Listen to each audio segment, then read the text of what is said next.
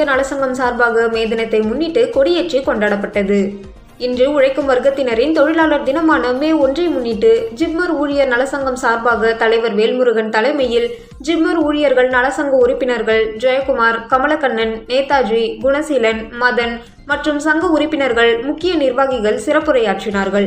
மேலும் SC, ST சிறுபான்மையினர் சங்கத்தின் உறுப்பினர்கள் மற்றும் பொறுப்பாளர்கள் உட்பட பல்வேறு தொழிற்சங்கம் மற்றும் சங்கத்தின் நண்பர்களும் சேர்ந்து மே தினத்தை சிறப்பான முறையில் திரளாக வந்து பங்கேற்று சிறப்பித்து ஜிப்மர் ஊழியர் நலசங்கம் கொடியேற்றி கொண்டாடப்பட்டது. நிகழ்ச்சியின் இறுதியில் கிருஷ்ணமூர்த்தி நன்றி உரை கூற விழா சிறப்பான முறையில் முடிவு பெற்றது. மேலும் மே தின விழாவில் கலந்து கொண்ட SC, ST மற்றும் சிறுபான்மையினர் நலசங்கத்தின் உறுப்பினர்களுக்கும் பொறுப்பாளர்களுக்கும் மற்றும் ஜிப்மர் ஊழியர் நலசங்கத்தின் உறுப்பினர்களுக்கும் பொறுப்பாளர்களுக்கும் தலைவர் வேல்முருகன் அவர்கள் வாழ்த்துக்களும் வணக்கத்தையும் தெரிவித்துக் கொண்டு நன்றி கூறினார்.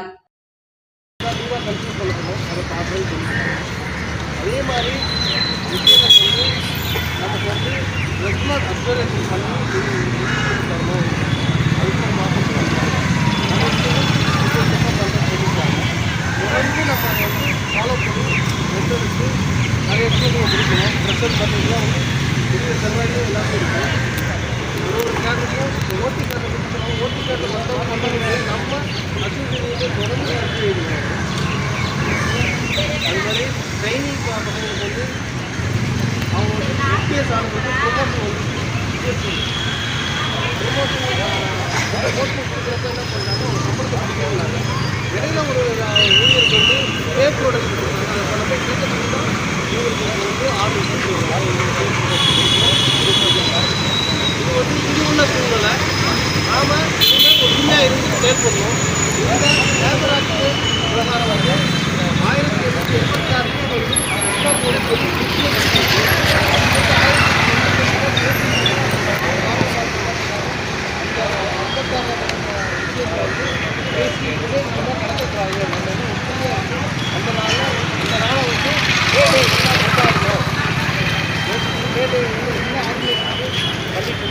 இந்தியாவில் கொண்டாடணும் இதுக்கெல்லாம் நிறைய வரலாறு இருக்குது.